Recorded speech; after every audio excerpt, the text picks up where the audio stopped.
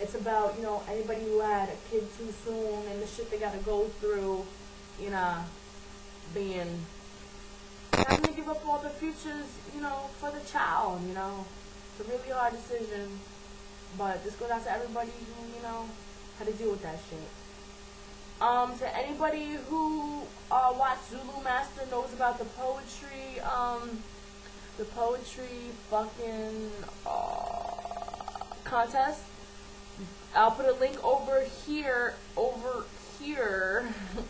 Blogspot, and vote for Lyric Maverick. She's really good. And there's another chick on there. She wrote something for Sakia Gunn. If anybody knows who Sakia Gunn is, which kind of pissed me off because everybody knows who Matthew Shepard is.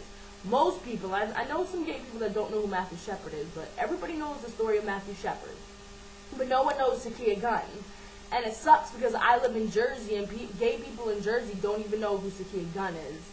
And she was 15 years old and lived in Newark, and a dude strangled her to death because she was gay.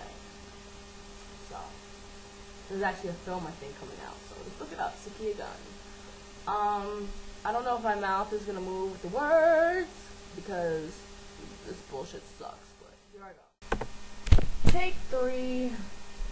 I don't like the camera. Alright. He plants seeds so reckless. He got 18 years, so he'll never forget this. Just a baby himself, fresh out of high school, but nothing in the outdated book could prepare him for what he's about to go through. Cause he chose to, like a dumb fool, lay down with a woman he barely knew. No stranger's about to have his firstborn child, cause pulling out don't break the moon. Save that $5 instead of invested in a box of lifestyles. Just hold your breath and pray she's just a couple of days late out of a 28-day trial. Connected to a woman for life he would have left alone after he got what he needed. Jumping from bed sheets to bed sheets is a life he carelessly leaded. Looking at her like, can we just get this dealt with, sucked out, and treated like, just give me a couple of days to get some cash and we can honestly just delete this. Like, don't tell me when you initially said you were willing to keep the baby that you mean it. Like, how could you be so attached to something that just started growing inside you? It's not like you've seen it.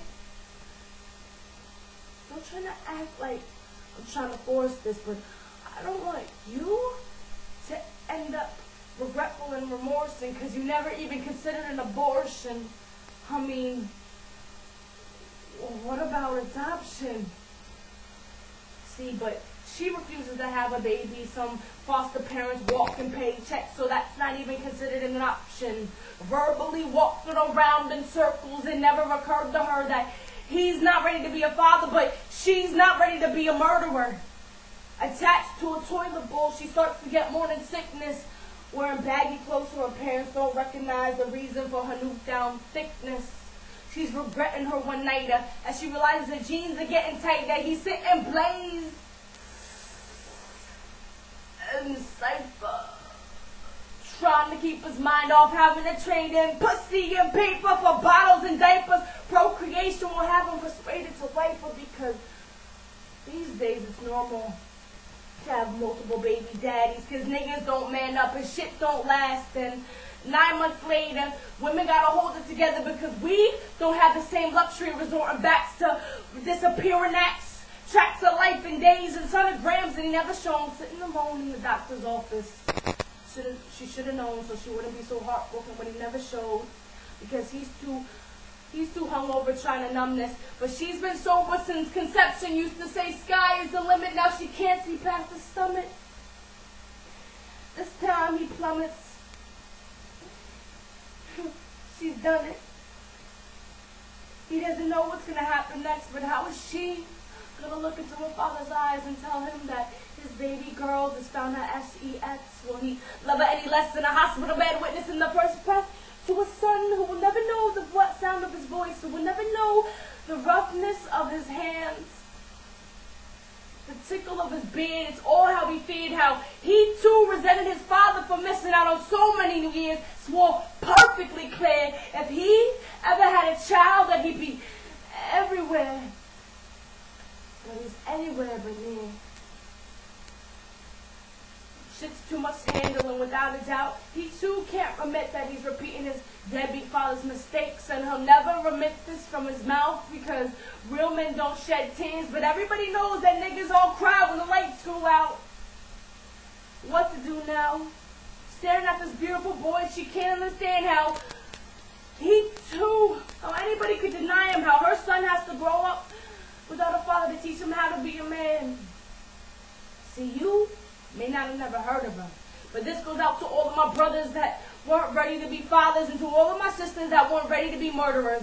Goes out to anybody who never knew their father, felt more like a burden than a blessing, was raised by radio stations and TV sets because they were neglected. To anyone who spent a Father's Day alone with a greeting card but had nowhere to send it. This poem is meant to give a voice to anybody who never stood up or retaliated because their parents made them feel more like a mistake than a choice. Anybody that ever waited by windowsill for their father who never showed, and by any means goes out to all of my babies having babies, had to give up their future just so the babies can have the possibilities of achieving their dreams. Goes out to all my parents who went hungry so their babies could eat, to put a roof over their head, work 7 days a week, got on food stamps, Section 8, anything possible instead of abandoning them. Poem goes out to all of my young fathers that stood up and been a man.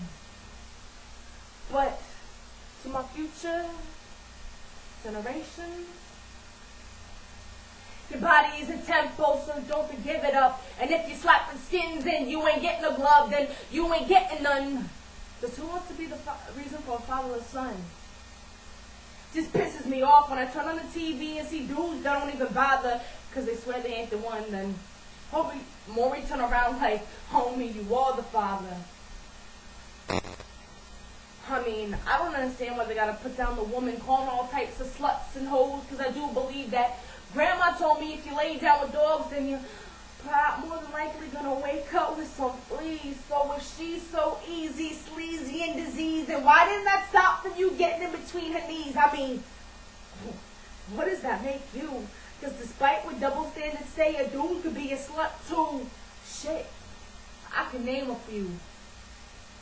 Generations are changing, it's normal, or so I've been told, but I'm sorry that it will never be normal to me that back to school shopping consists of buying clothes from the maternity ward.